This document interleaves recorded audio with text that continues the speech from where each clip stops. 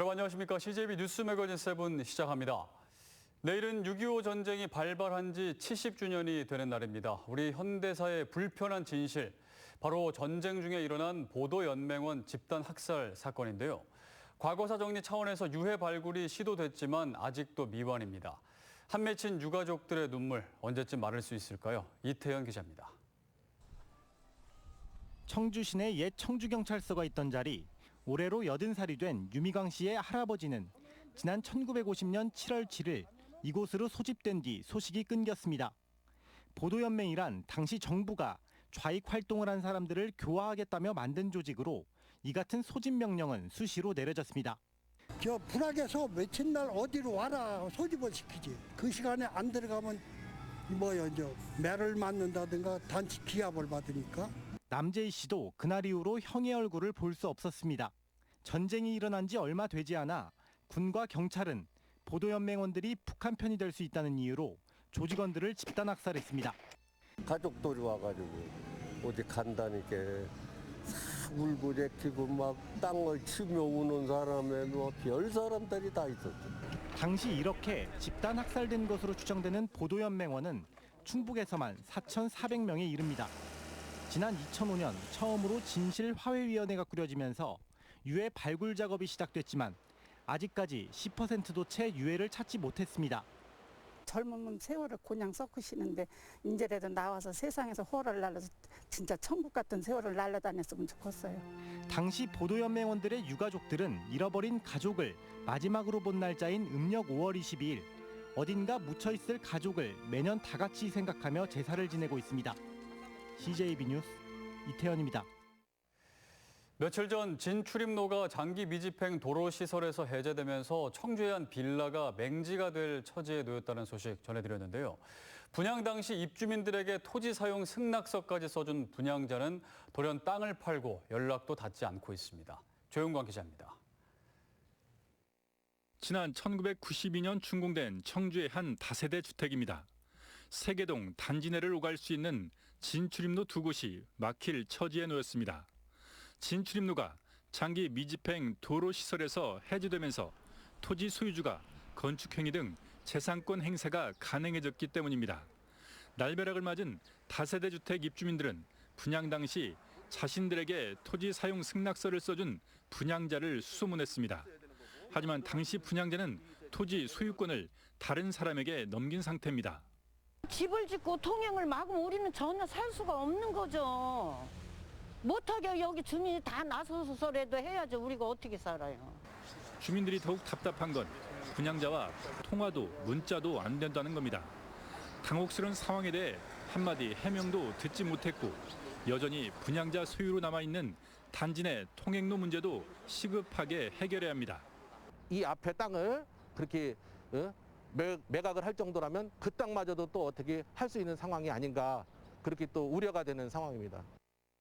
입주민들은 지목상 논에 포장을 해주고 도로 허가까지 내준 행정기관에도 책임이 있다며 30년 가까이 사용한 단지 내 통행로에 대한 소유권도 주장하고 있습니다. CJB 뉴스 조윤광입니다. 배달 오토바이 교통법규 위반이 도를 넘고 있다고 저희 CJB가 지난주에 보도했습니다. 스쿨존도 아랑곳하지 않는 한마디로 도로의 무법자가 됐는데요. 경찰이 다시 집중 단속을 벌였는데 2시간에 24대, 5분에 1대꼴로 적발됐습니다. 박원 기자가 취재했습니다. 중앙선을 침범해 곧바로 횡단보도로 넘어오는 오토바이. 단속이 시작되자마자 경찰에 딱 걸렸습니다. 요거는 범칙금 4만 원에 벌점 30점 부과돼요. 보행자들이 길을 건너는데 버젓이 횡단보도로 주행한 오토바이 운전자도 범칙금과 벌점 처분을 받게 됐습니다. 오토바이를 타고 인도로 50m 이상 주행하던 운전자도 단속 딱지를 피할 수 없었습니다. 저희가 여기가 막혀있잖아요. 그러니까 음식을 받으려면 안으로 들어와야 돼요. 그러니까 큰 바위가 쳐져 있으면 저희가 넘어올 수 없잖아요. 그러니까 한 손씩 가까이, 최대한 가까이 붙여가지고 있다 보니까. 충북경찰이 최근 오토바이 교통법규 위반 행위가 증가하자 대대적인 합동 단속에 나섰습니다. 혹시라도 발뺌하거나 번호판이 제대로 보이지 않는 경우를 대비해 이동식 캠코더를 이용한 단속도 벌입니다. 녹화된 위반 사례는 추후 범칙금을 부과하고 있습니다. 그 결과 솔밭초등학교 일대에서만 2시간 동안 24대를 적발했습니다. 5분에 한 대꼴인데 주로 인도 침범과 신호 위반이 많았습니다. 올 들어 도내 이륜차 단속 건수는 2,011건으로 지난해 같은 기간보다 63.6%가 증가했습니다. 경찰은 이륜차 법규 위반 행위가 근절될 때까지 불시로 이륜차 단속에 나설 예정입니다. CJB 뉴스 박원입니다.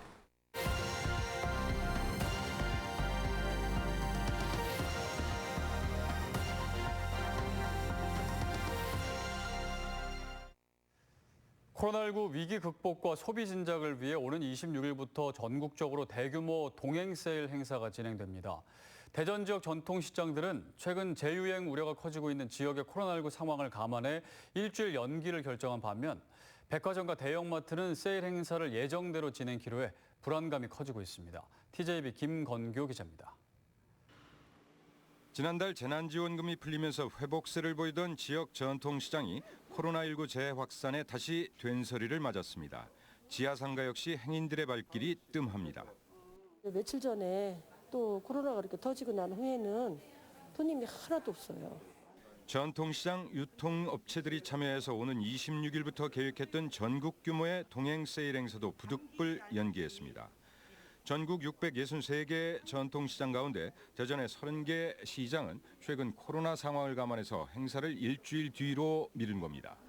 이걸 지금 이 상태에서 이게 진행을 하면 세일을 해도 저희가 아무리 싸게 친절하게 잘 한다고 해도 안 되잖아요. 그래서 이제 부득이하게 일주일을 좀 연기를 했어요. 지역의 3개 백화점과 대형마트들은 예정대로 26일부터 브랜드별로 10에서 50%의 할인 행사를 진행합니다. 저희도 다시 한번 공고를 내릴 건데 백화점 같은 경우는 기존에 생활방역이라든가 정착돼 있기 때문에 관계부처 논의한 결과가 그냥 강행하겠다. 그렇게 결정을 내렸답니다. 롯데백화점 대전점은 온라인은 물론이고 오프라인을 통해서도 같은 기간 면세점 명품 대전을 마련합니다.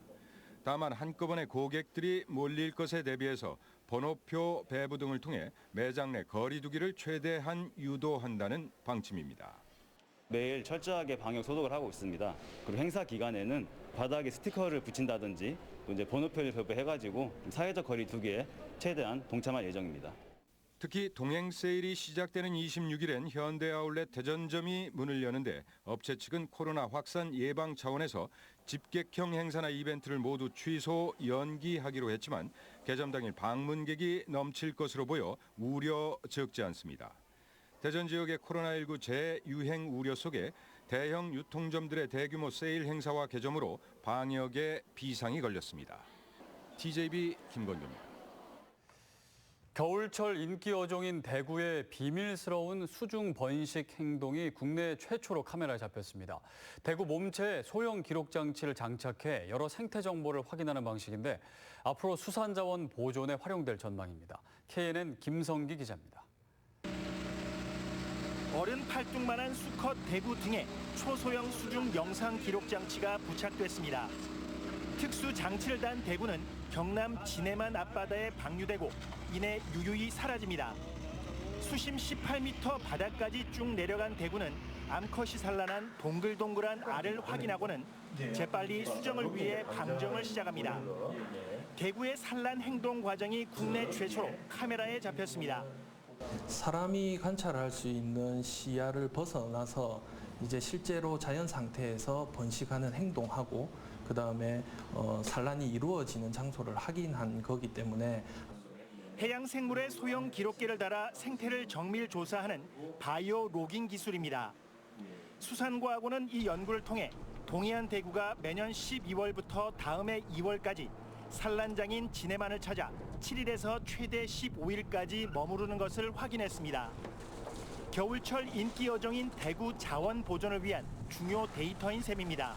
그런 정확한 데이터가 있어야지 앞으로 수산 자원을 관리하는 데 유용하게 활용이 되기 때문에 정확한 관리 방안을 마련할 수가 있을 것 같습니다. 관건은 물고기에 장착된 장치가 자동으로 빠져 물에 떠오른 뒤에 전파 수신기로 안전하게 회수하는 기술입니다.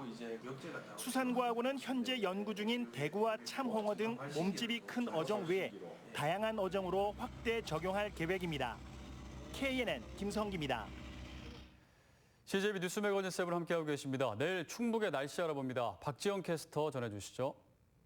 네, 오늘 오전부터 시작된 장맛비는 전국을 흠뻑 적셨습니다. 앞으로 비구름대가 내륙으로 유입되면서 내일 밤까지 우리 지역에서는 5에서 20mm 정도의 비가 내리겠는데요. 내일 낮 동안에는 소강 상태를 보이겠지만 금요일 오전까지도 약한 빗방울이 떨어지겠습니다. 장마철이라고 해서 매일매일 비만 내리는 것은 아닌데요. 전문가들은 따뜻하고 습한 공기가 많이 유입됨에 따라 앞으로 집중적이고 이 짧은 시간 강한 비가 쏟아지는 집중호우의 패턴이 더욱더 강해질 것이라고 분석했습니다. 시간당 30mm 정도면 밭이나 하수구에 물이 넘칠 정도고요. 우산을 쓴다고 하더라도 소용이 없을 정도입니다. 앞으로 비 소식이 잦을 것으로 예상되는 만큼 계속해서 발표되는 기상정보를 확인해 주시기 바랍니다. 날씨였습니다.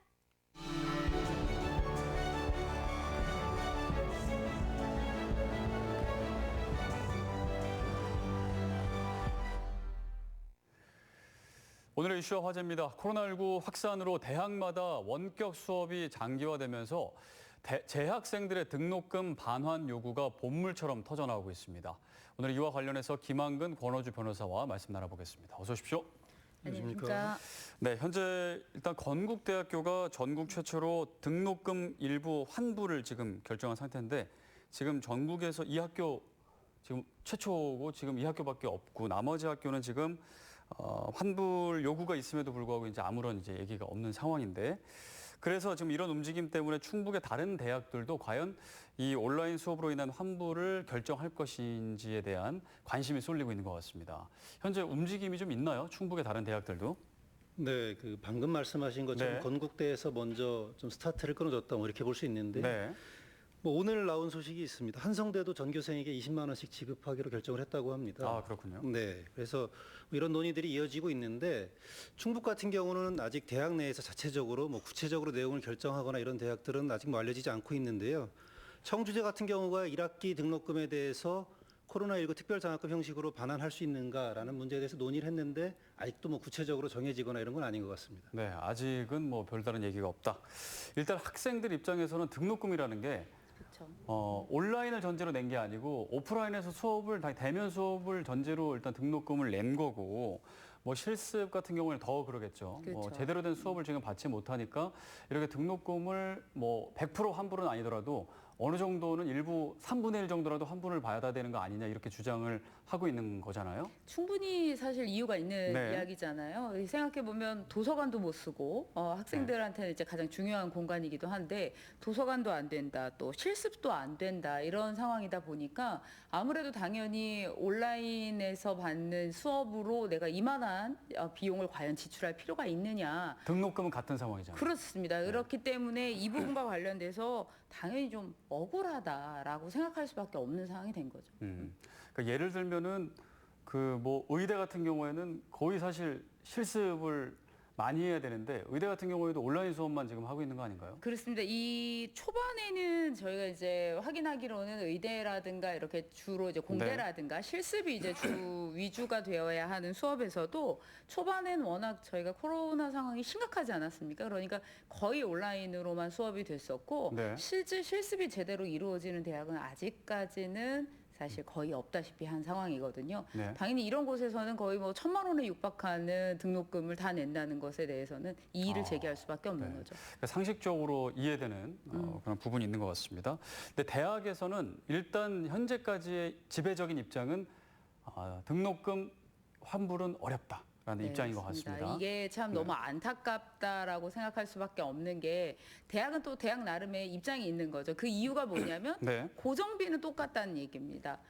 결국 온라인으로 수업한다고 해서 교수님들 급여를 깎을 수도 없고 그렇다고 시설이 있는 건 시설과 관련된 비용이 없어지는 것도 아니지 않느냐. 결국은 우리가 들어가는 비용은 거의 똑같다. 네. 그러니 우리가 이것을 감액을 해준다거나 할 수 있는 여지가 없고 지금 현재도 재정적으로 너무 어려운 상황이어서 국가 보조를 받고 있는 상황이다. 이렇게 좀 한편으로는 징징거리고 있다. 이렇게밖에 생각이 안 되는데요.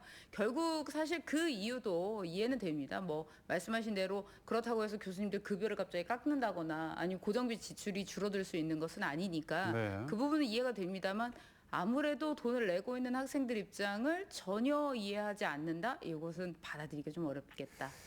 네, 양쪽 입장이 이제 어느 정도 얘기를 들어보니까 이해는 가는데 일단 등록금 반환이라는 건 그동안 이런 감염병을 제외하고는 천재지변이 있을 때 뭐 등록금이 반환된다.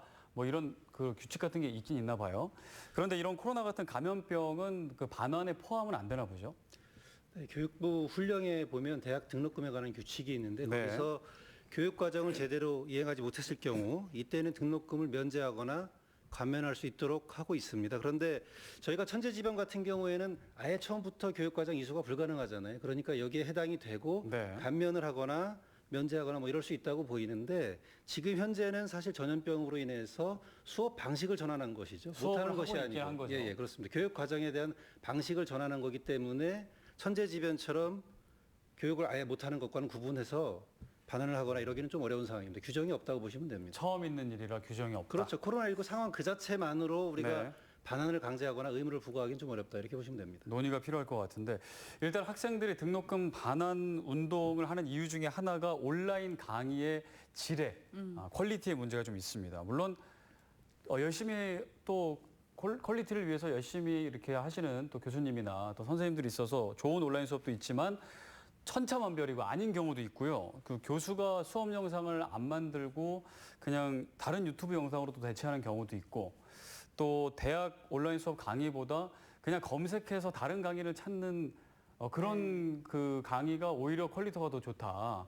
그래서 이렇게 돈까지 등록금을 내면서 이렇게까지 해야 되나 이런 문제들이 있는 것 같아요. 사실 이 부분이 이 문제에 있어서는 가장 중요한 문제라고 생각이 됩니다. 네. 이게 학생들과 이 대학에 있어서의 갈등의 가장 큰 문제의 근본적인 원인은 바로 이 부분인 것 같아요.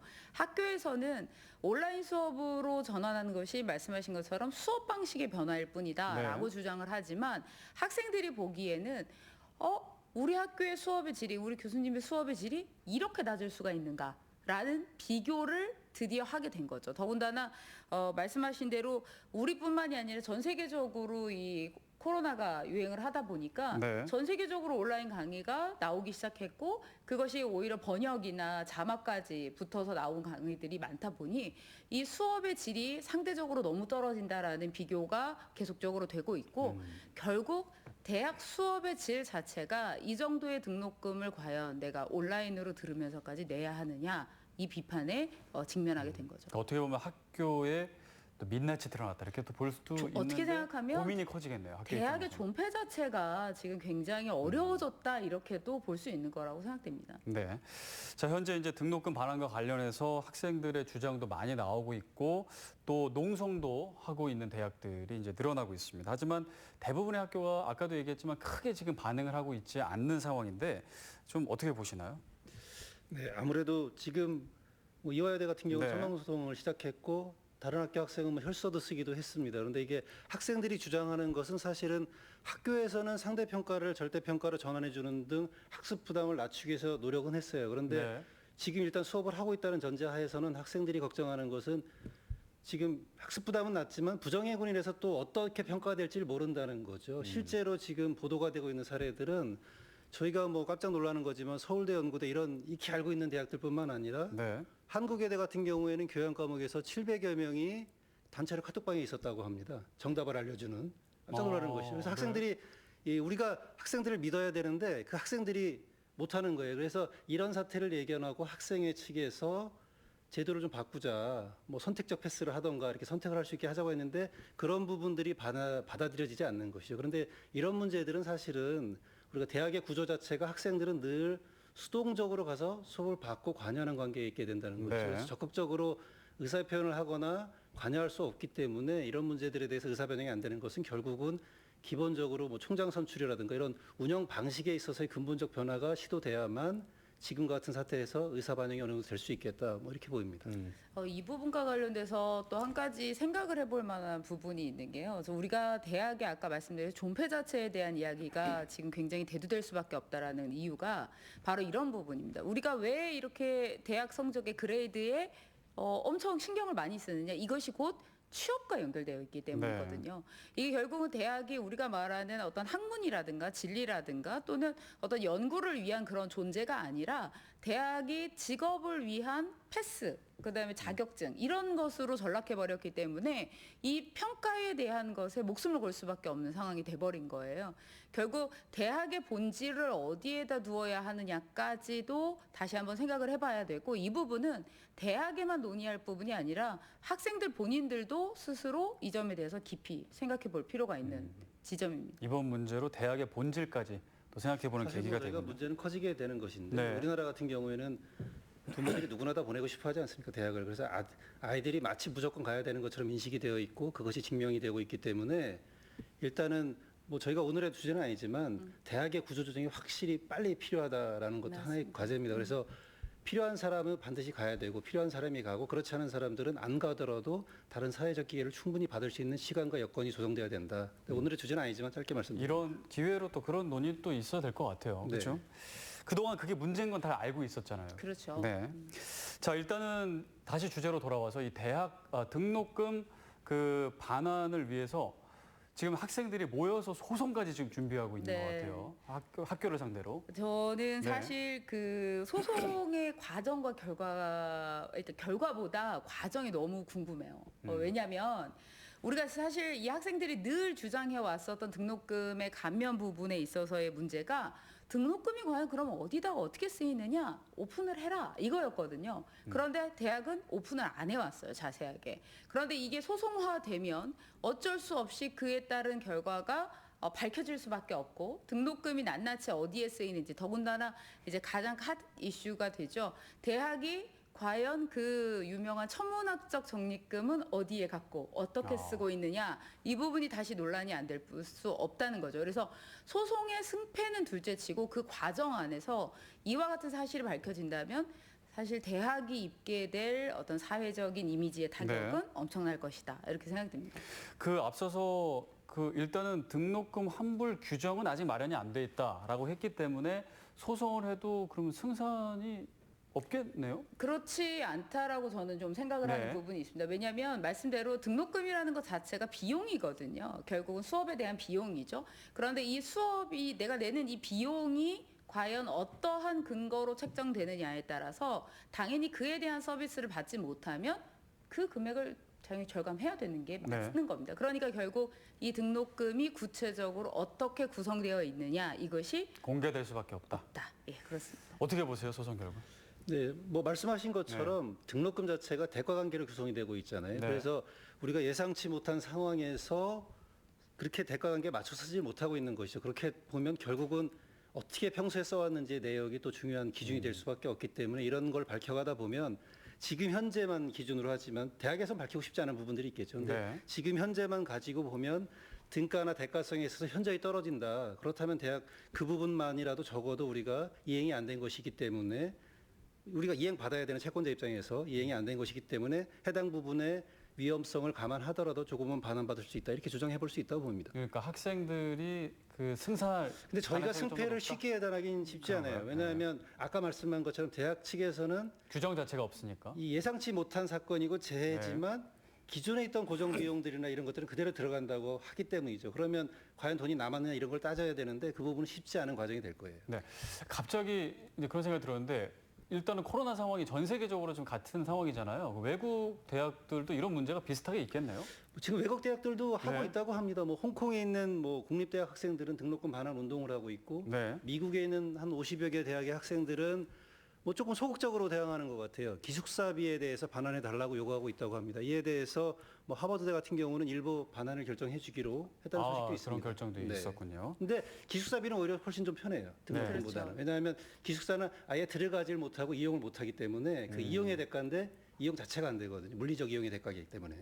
거기서도 뭐 저희처럼 논란이 있겠네요. 그렇습니다. 네. 자, 이제 대학생들의 등록금 반환 요구에 현재 정치권도 목소리를 내고 있는데, 등록금 반환을 결정한 대학에 정부가 간접 지원을 해주자라는 그런 얘기도 나오고 있는 것 같습니다. 현재 어떤 상황일까요? 우선 여야가 이 부분에 대해서는 어느 정도 논의의 협의점을 찾고는 있는 것 같아요. 대체적으로는 직접적 지원은 못하지만 간접적 지원을 하겠다라는 의견을 내고 있는데 사실 이 의견은 제가 봐선 워낙 이 대학생들의 비판이 강하니까 네. 좀 약간 맞춰주는 대답이 아닐까라는 생각은 좀 들고 있습니다. 사실상 이 부분에 있어서는 뭐 저희가 이후에도 말씀 한번 드릴 수 있겠습니다만 대학을 가지 않은 학생들과의 형평성 문제에서도 반드시 문제가 될 수밖에 없습니다. 왜냐하면 간접적 지원이라고 하더라도 지금까지도 대학이 국가로부터 지원을 많이 받아온 상황이고 이런 상황에서 이 등록금 때문에 다시 추가적인 간접 지원을 해서 장학금을 준다? 과연 이것이 어떤 국민의 어떤 예산으로 만들어야 하는 굳이 그런 일이냐 여기까지는 좀 생각을 해볼 필요가 있죠. 정부가 대학에 간접을 지원하는 거 어떻게 보세요?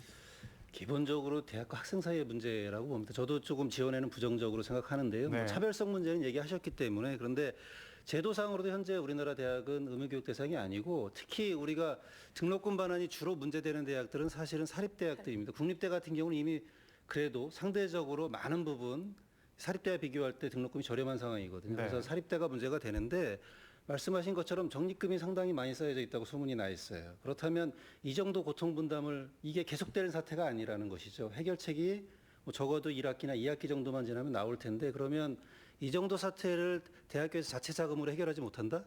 그 정도를 감내할 수 없다? 그러면 저는 뭐 쉽게 말하면 그럼 그런 대학들이 존재할 가치가 있는 건가요? 학생들한테?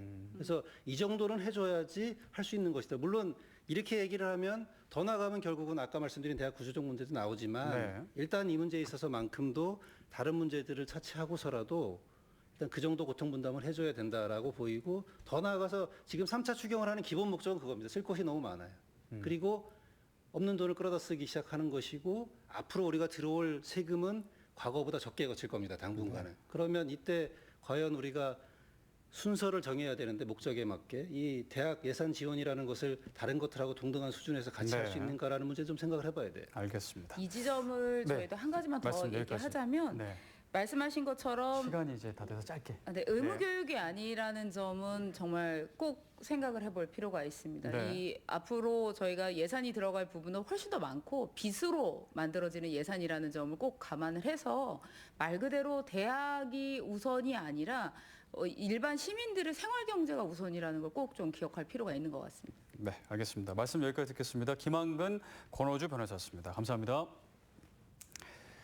네, 이상으로 CJB 뉴스 매거진 7 1부를 마치고 잠시 후 2부로 이어집니다.